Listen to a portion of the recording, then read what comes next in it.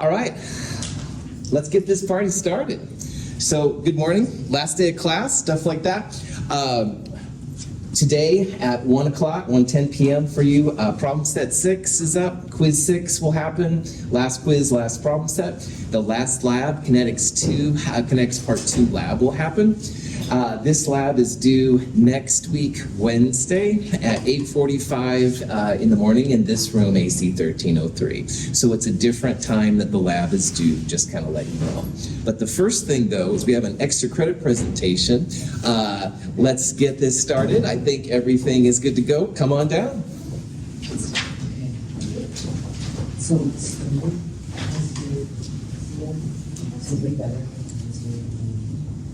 It's a workout. Don't fret, guys. This is really exciting.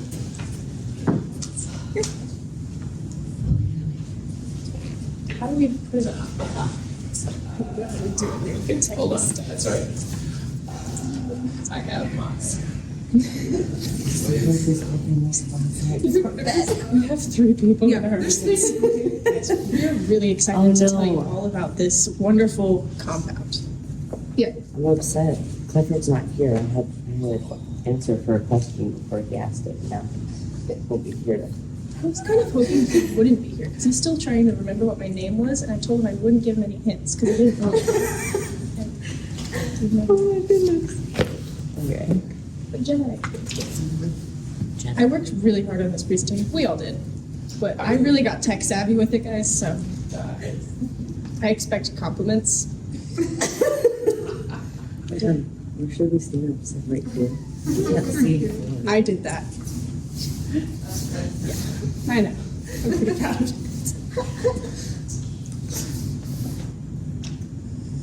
You should see the cover of our paper. It's just the tank. There's nothing else. It's just a full tank on the page.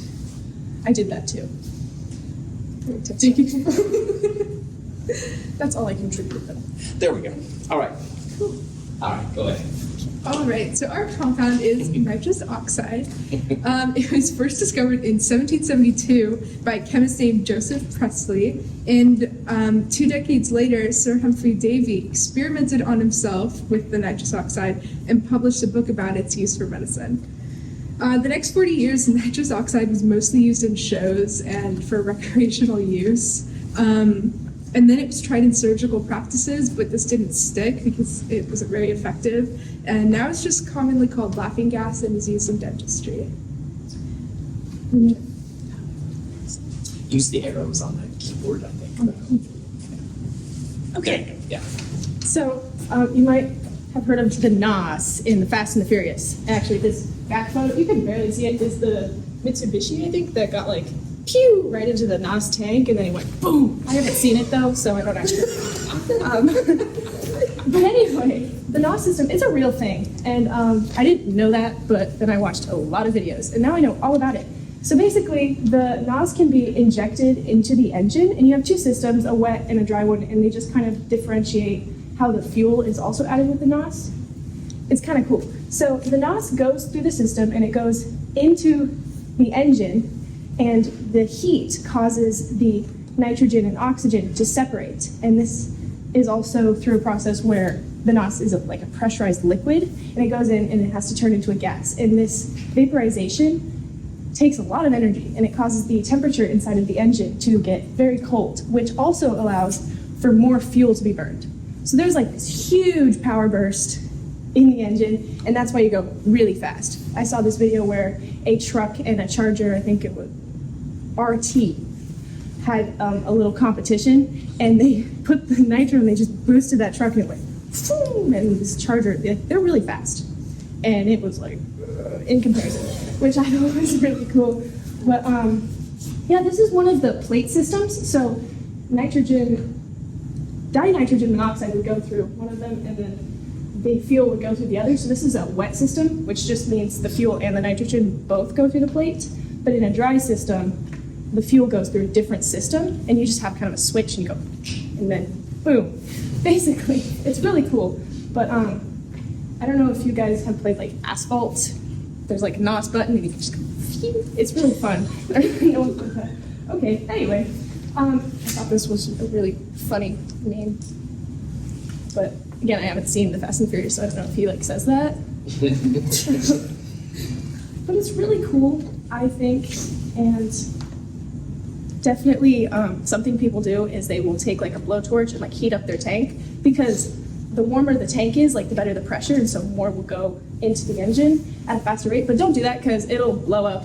So they actually, if you buy from NOS, I always thought it was called NOS because that's what it was, but it's actually because that's the main brand that sells it. They'll sell a little electric blanket that kind of goes around it and it'll heat up the tank for you, and it just kind of sits in the back of your. Wait, they sell NOS and they sell energy drinks? They sell energy drinks. I would not drink that. That's the energy drink symbol too. Huh, interesting.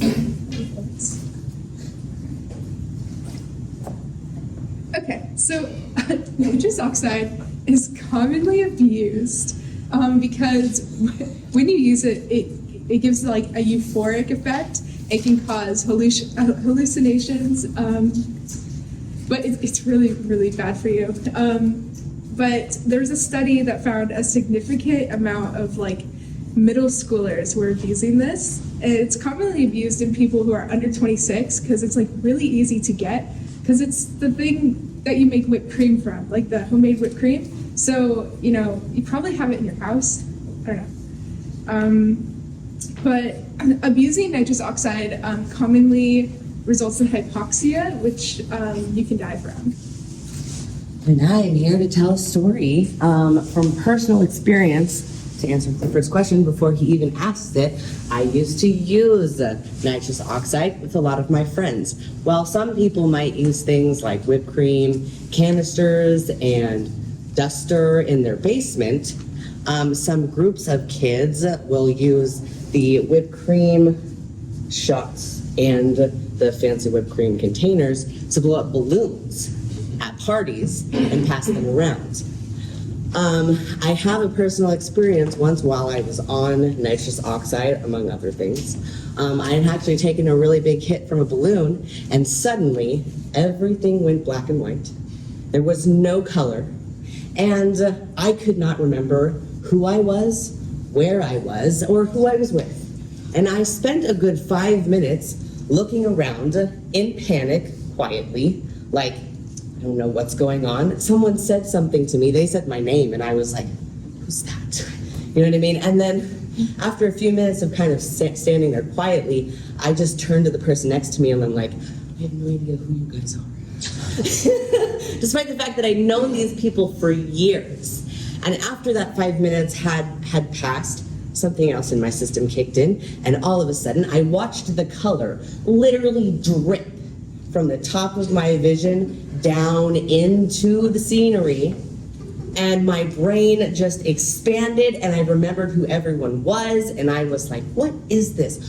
I didn't know at the time, or even soon after, what had actually happened. But after doing some research, I found out that some of the side effects of mild hypoxia actually include loss of color vision and memory loss. So I went through a mild case of hypoxia. I did survive, but just say no, kids. I also have a story. When I was at the dentist, I used to have a really small jaw, so they'd always be pulling my teeth, and they would put that lovely mask on my face, and all I have to say is, it's amazing. It's truly a wonderful experience. You feel so heavy, and you just lay there, and they're like ripping things out of your mouth, and you're like, you know, okay, that's my story. So nitrous oxide is mostly used for dentistry. It's really low potency, so that's why it's never administered alone for general anesthetic. And when it is used, it's always combined with oxygen to reduce the effect of hypoxia. So when the nitrous oxide enters your lungs, the nitrogen leaves your lungs faster, and this dilutes all the gases in your lungs, including oxygen. And so this creates a diffusion hypoxia. And when you don't have, oxygen circulating in your bloodstream and in your lungs, you die. So, yeah. That's yours. All right. Which one is it? This one? Oh, that was supposed to be. I've got this. It's okay. So on top of human medicine, for a while, nitrous oxide was also used in veterinary practices. And they found that the use of nitrous oxide in combination with other potent volatile anesthetics actually reduced the MAC, or the minimum concentration needed to anesthetize the animals. Unfortunately, a lot of these potent anesthetics can be very dangerous for animals. It can include anything from cardiac arrest, blindness and deafness in cats. It also affects their breathing. So sometimes when an animal is in surgery and they're under these potent anesthetics, depending on the doses, their age, their weight, and any underlying conditions, it can cause their heart to either stop, or it can cause them to stop breathing.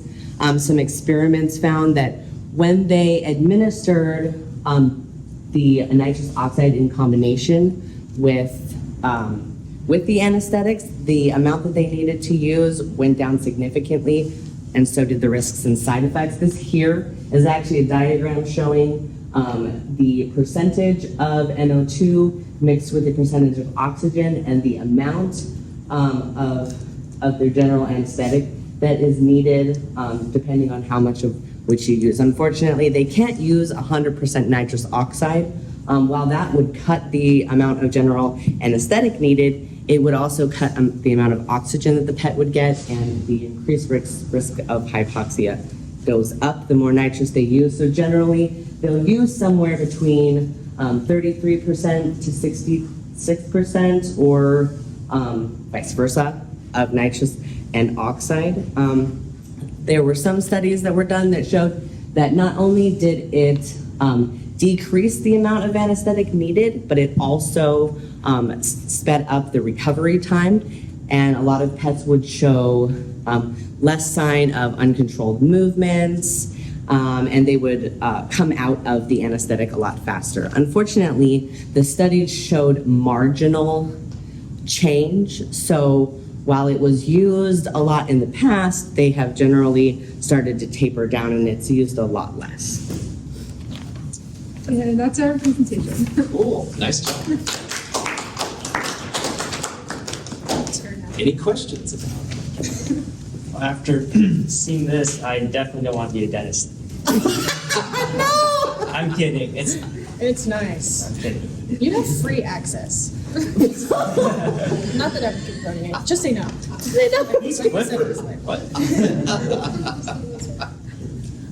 All right, nice job. All right, Aiden, let's get you up here.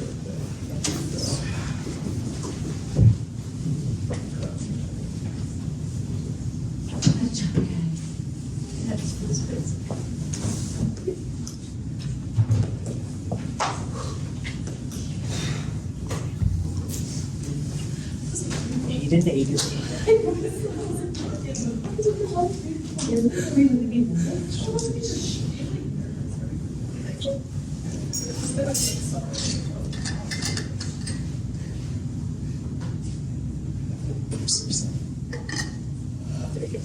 Yeah.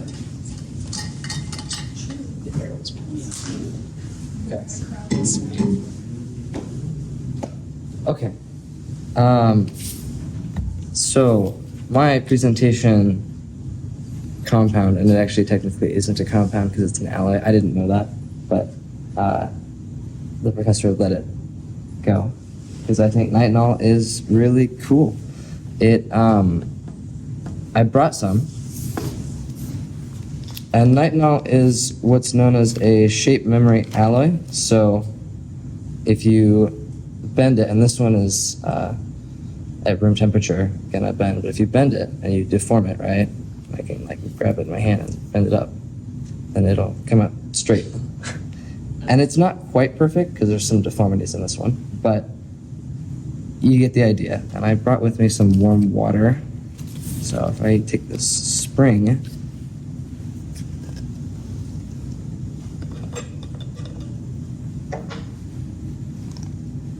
right, the string is stretched out and deformed. I believe, yep, it'll work. Oh, Yeah. Damn. So they're pretty cool.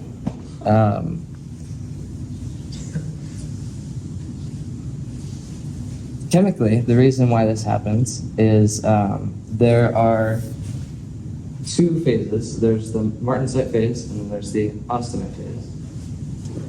And depending on the conditions that the nitinol is prepared at, you can change at what temperature these undergo their phase transformation.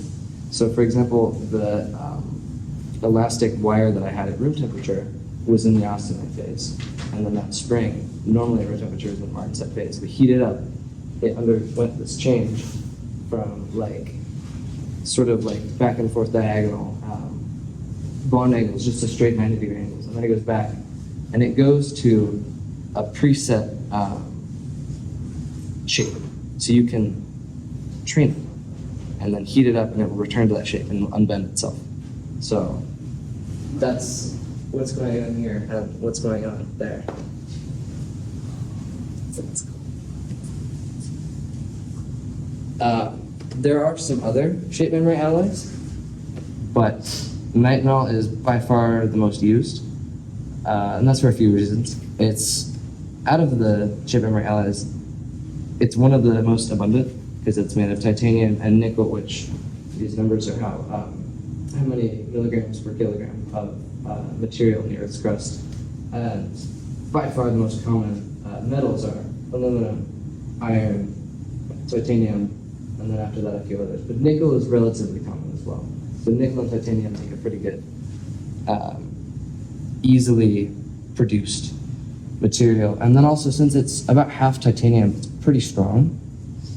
And then nitinol just has an overall good temperature range because depending on where the alloy composition is set, if you increase or decrease the percent titanium, it affects that phase transition temperature range. And nitinol, actually I had it on the last slide, has a range. You can set it anywhere from negative 50 degrees Celsius to 100 degrees. So if you set it to negative 50, it's almost always going to be the austenite phase at normal human conditions. But it can also be set even a little bit above boiling, so that it needs to be really heated before it'll do its magic. And then, in addition to that, nitinol is really corrosion resistant, so it's just overall very useful. So some uses of nitinol are in actuation. You can use it to, like right here, they have basically what I had, which is a little spring, and so they can make it go back and forth by charging it with a current and then increase it because it heats up by running current through it. And so they had like a little inchworm. But you can make like a linear actuator using like a spring, so you have a steel spring here, which is stronger than the nitinol spring, but then if you activate it, the nitinol shoots out and tries to turn into a straight line. And so you can move stuff using that. And then another one is in medicine, stents being made with nitinol, so that they're small when they enter into the bloodstream, into an artery, and then they expand because they heat up. And so the beauty of nitinol over like more of a traditional actuator is that it's just really simple. It's one component, generally, and it doesn't take a lot. And in addition to that, it's a heat sensor, so you don't need to include something to detect, like if you're using an application where you want to actuate based on a temperature shift. Nitinol can do that just as one single component, which makes it very efficient.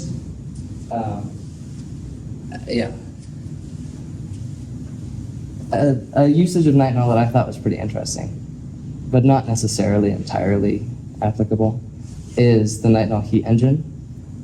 Now the reason, well, let me explain how it works first off. You wrap a nitinol wire around sort of a like pulley system, and then you have, in this example, they have heat on the bottom and then cool temperature up here. It doesn't really matter where it is, as long as there's a temper differential. One spot where the nitinol wants to be in the martensite and one spot where it wants to be austenite. If you do that, at the austenite phase, where it wants to right, bend out and get straight, it builds up tension. And so if you start spinning, it'll keep spinning, and then it drives motion. And you can actually generate kinetic energy, and you can turn that kinetic energy into electricity just off of 2 different temperatures. And so I guess the application here would be not in like a huge power, like in a power plant where they can boil water. A turbine is going to be more efficient. It's going to preserve more energy. But subboiling, if you're just dealing with like lower temperatures where you do have 2 distinctly different temperatures, hot meeting cold, you can use nitinol to harvest some of that energy. Yeah. But the beauty of nitinol and where it's being used the most is in things like aerospace, like NASA is using nitinol, I think, quite a bit, because it's, like I said, it's very simple and it's very lightweight. I mean, in terms of the weight to what it does, nitinol is just one thing. You don't need like 5 different components to a complex motion. You can just have one piece of nitinol that's trained to do something. And so because of that, it's a lot lighter and it can take up a lot less space.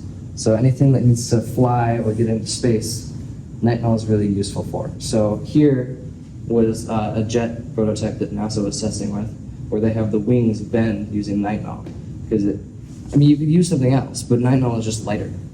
And then here, I believe it was a German university, they came up with a prototype for a satellite that uses nitinol to move the solar panels.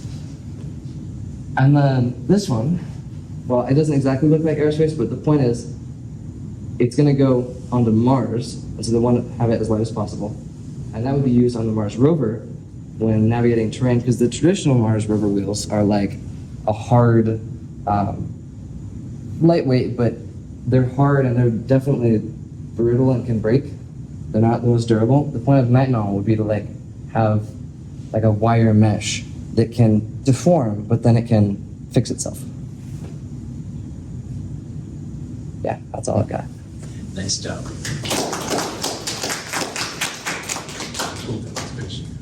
Questions? So, Abe, are you saying that for this nitinol, manufacturers can set its like Yes. deformation? Mhm. Oh wow. So this one, right? This is set below room temperature. So it just wants to unbend by itself. Like if I froze this in the freezer, I could bend it and it would just stay bent. And I brought another one, which I didn't use. This one is set above room temperature, so it doesn't flex back, but if I put it in here, Oh my god. yeah. That's so cool. And in a lot of these applications, it wouldn't be like you wouldn't put it in warm water necessarily, because that's a little bit more complicated. What they did with the Pillbug is running electric current through it. And especially like in robotics, I think that's how this would be used, is you would make like a spring, right? You would, if you wanted to extend, you would have the opposite of this. So it would be like this, and then you heat it up and it would just go, choo. Or as this one does the opposite, and it contracts. And so you can use this, if you heat it, it wants to pull back on itself. Like it's resisting right now because it's warm. Yeah. Wow. So, Nice job, Abe. Well done. It's cool to see you form those. Yeah, that's amazing. So, that's super cool.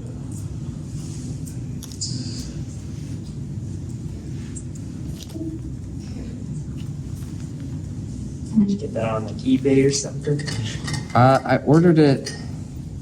What did I use? It was like Next Metal. They'd sell like nitinol and also bismuth. I bought some bismuth. That was fun. Which I only just learned is slightly radioactive. That's maybe. You don't blow feedback at night.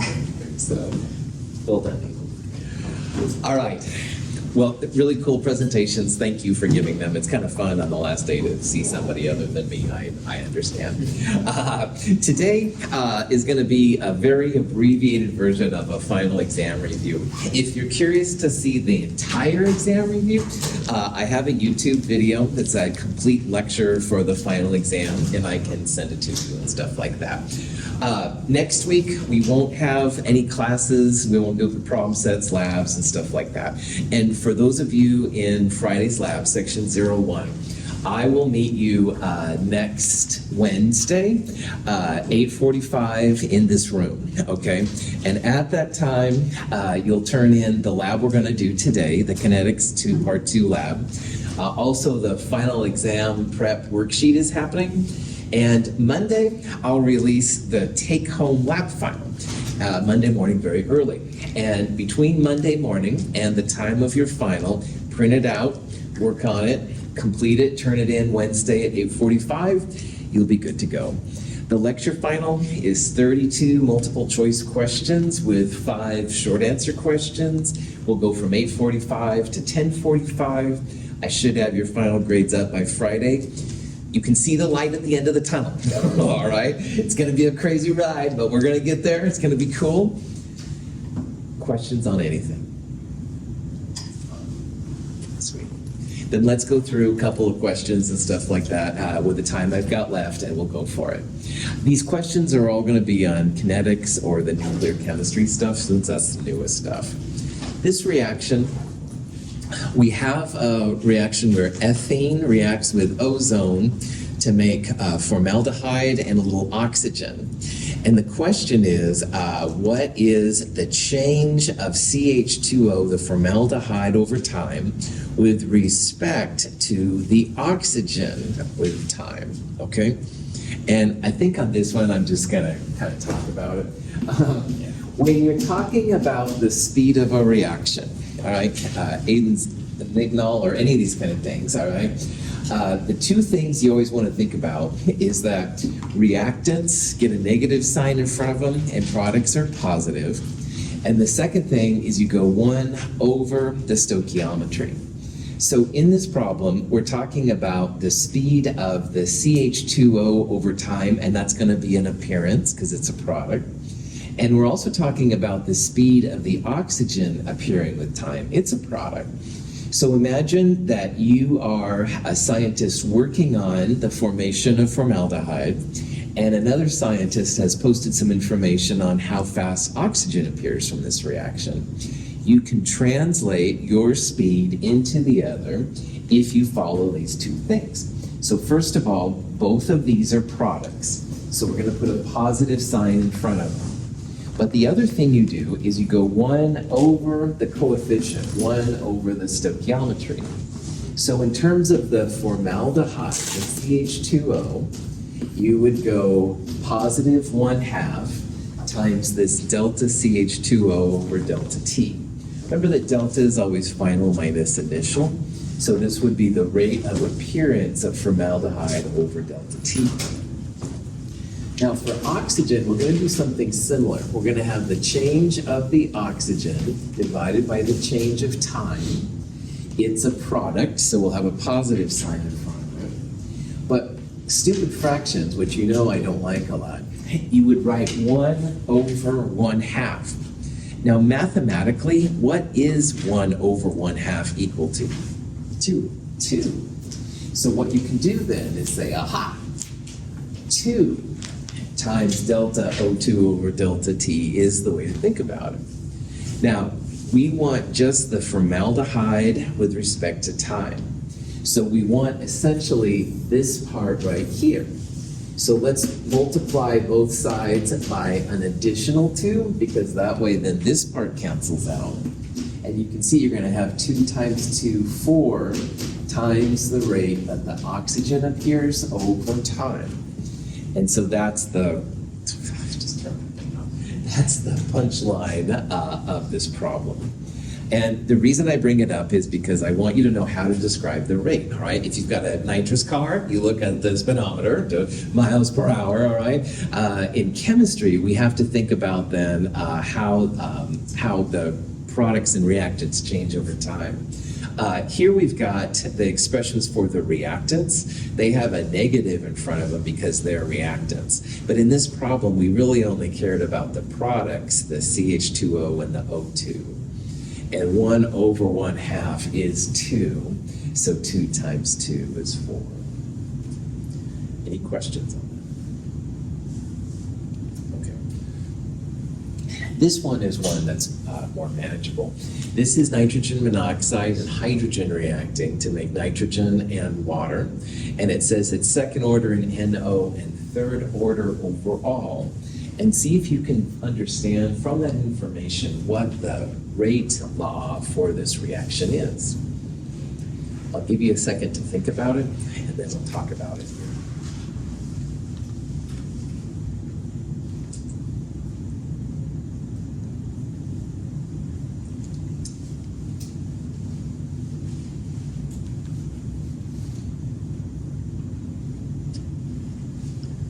Excellent, you're all doing really good. It says it's second order in NO, so by the NO you want to have a squared thing right there. All right, it's not this NO2, that would be silly. So these first two are out. Third order overall is sometimes an expression that's used, and they literally add up the orders of the different reactants. So if it's third order overall and NO is second order, then NO plus the order for H2 equals 3. That's what it means. So if it's third order overall and two of those three numbers are for NO, then the other one has to be for just H2. H2 would be a first order reactant.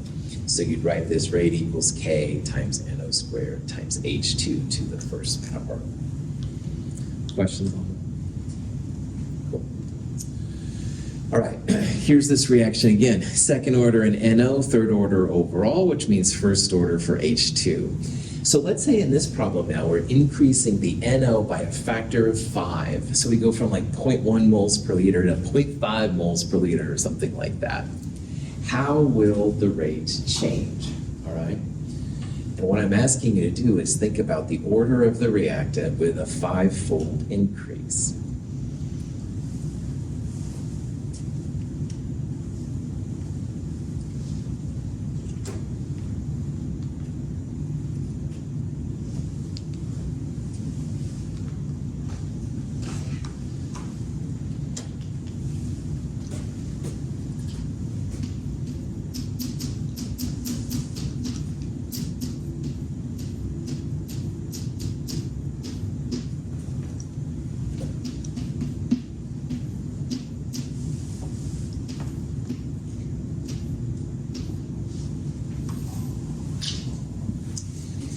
If you multiply a reactant that's second order by 5 times, you think about the order of the reactant to see how it's going to affect the rate. So because NO is a second order reactant and we're increasing it by 5, it's like 5 squared times, all right? So in this problem, it's going to be an order of 25 times faster by increasing the concentration by 5. What would be the change if NO had been a first order reactant and we multiplied it by 5 times? 5 times, good. 5 to the first power is 5, so that would be 5 times faster. And here we have a second order, so 5 to the second power means that it's going to be 25 times faster. But let's say that we took 5 times the concentration and it was a 0 order reactant. What would be the effect on the rate? None. That's right, it'd be 1. I like both of those answers, you bet.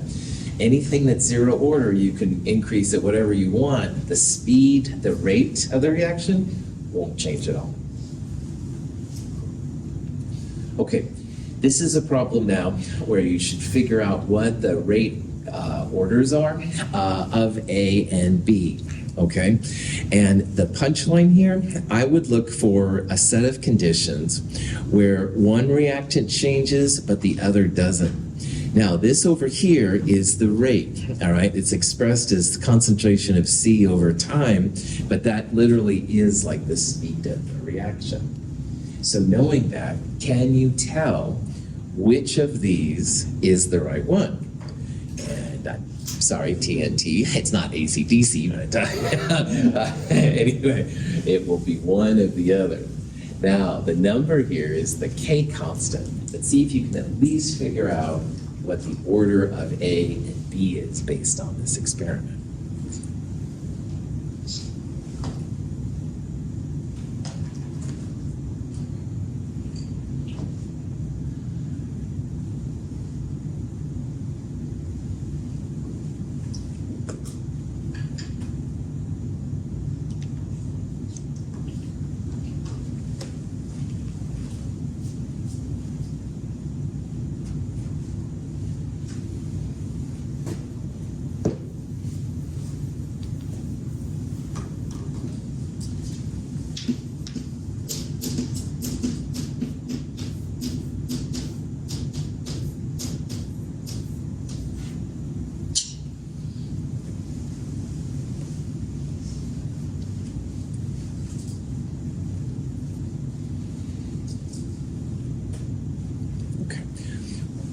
for these three sets, let's call them 1, 2, and 3, okay? And what is the change if we're looking at experiment 1, this group, to experiment 2? What reactant is changing in 1 versus 2? A, that's right. A is doubled if you go from number 1 to number 2, and B doesn't stay the same. Now, why you look for that is that the change in the rate will only be reflected on A that way. So if you go from 0.10 to 0.20, you're doubling A. And as you double A, what happens to the rate? How would you describe the change in the rate? Double, yeah. So you can think about it, if you want to be a little fancier, 0.4 is, thanks for playing, 0.20 divided by 0.10 to the x power, we're trying to find A, equals the changes of the rates, which are 80 divided by 40, all right?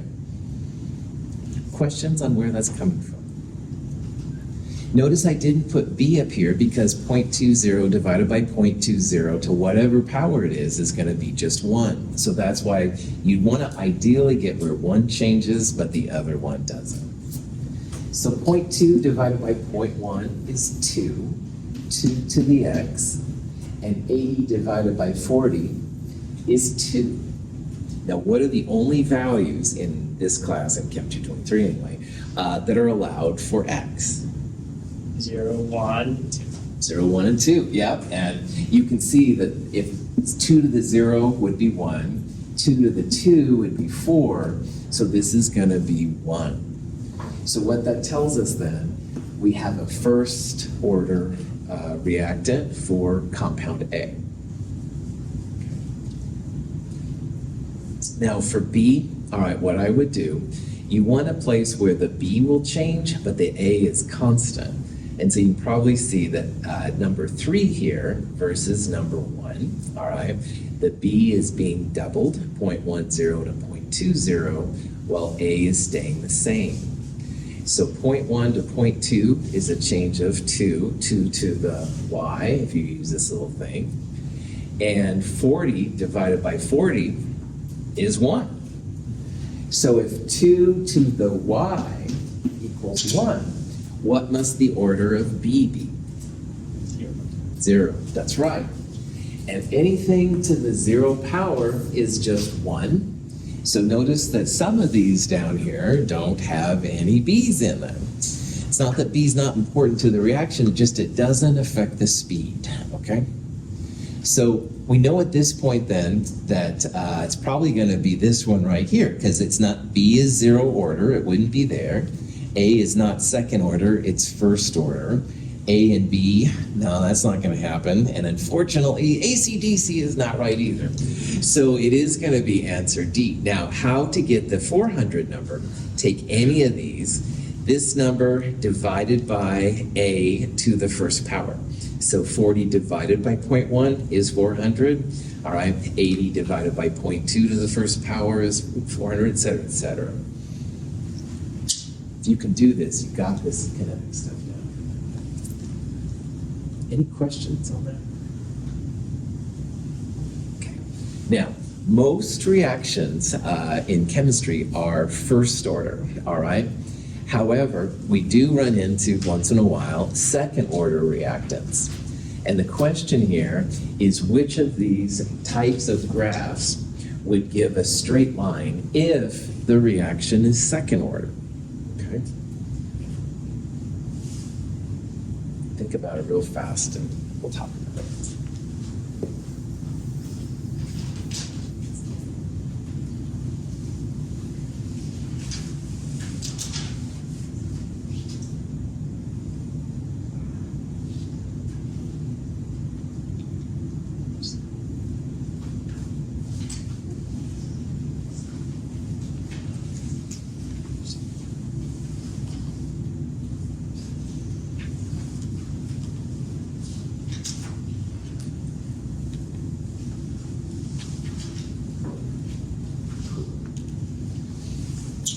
So the integrated first order rate law is natural log A over A0 equals minus KT.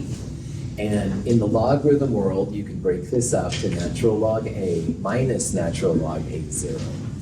So for first order reactions, natural log of A equals minus KT plus natural log of A0. And this is like a y-axis. The T is the x-axis. This would be the slope, negative K.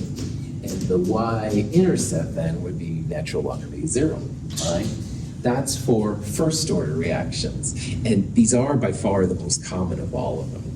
In a second order reaction, if you look back in your notes, 1 over the concentration versus time is a second order thing. All right, so natural log of A versus time is first order, which honestly is more common, all right? But in this problem, we do have a second order one. We'll use 1 over the concentration versus time. If it was 0 order, it would be just concentration versus time. It would give you a straight line. So, questions on that? Now, this reaction is first order, all right? And we do a linear regression of natural log concentration versus time, and we get this equation right here. And the question is, what's the value of the rate constant K? So it's going to be one of these 4, and don't do 42, that's a bad reference to Hitchhiker's Guide to the Galaxy. But anyway, which of those is going to be the rate constant K?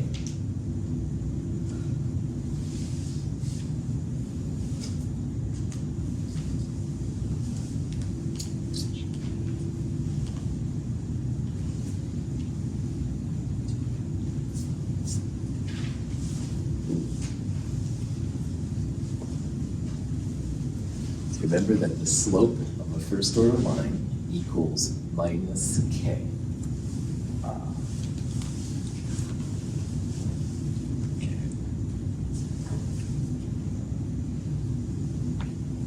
Cool. Real quick on this one. K and T are related to time, all right? And maybe in physics you can talk about negative time, but wow, in chemistry, that's not gonna fly. So what that means for you is that K and T time and half-lives and all these things, always positive numbers, all right? So in this problem, you can neither guess B or D, E I told you was lame, K and T are not gonna be negative numbers, all right? And definitely the slope is equal to minus K.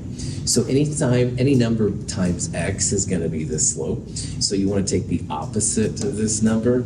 Your K value would be the positive 0.00106. This thing is related to the natural log of the initial concentration, so you can find out how much stuff you started with, jazz like that. So. Another first order reaction, we have a rate constant K, 0.030 per minute. This is the way that they write inverse minutes, okay? And the question is, if you start with 0.36 moles per liter, how much A will be left after 46 minutes? So in this kind of reaction, this is where we're going to use natural log A over A0 equals minus KT. And the goal here is to solve for the A, how much is left at time T. So see if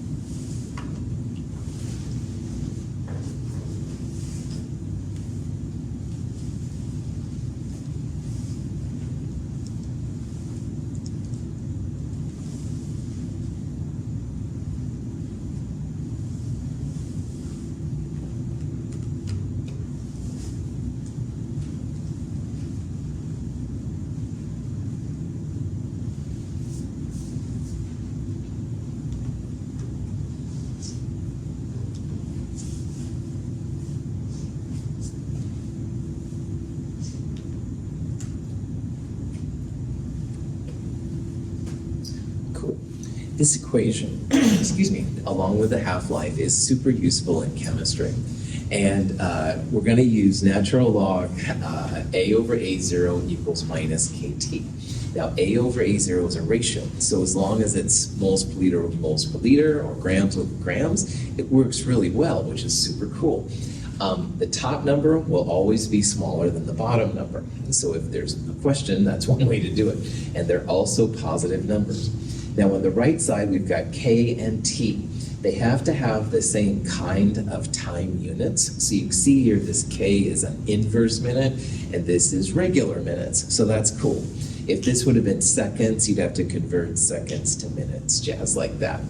And then finally, at the end of the day, A, A0, K, and T are all positive numbers. So if you happen to get a negative, it's because there's a negative right there that was omitted. So just kind of keep that in the back of your mind. So initially, this is really sloppy, but natural log A, that's what we're after, divided by A0, how much you start with, 0.36 moles per liter.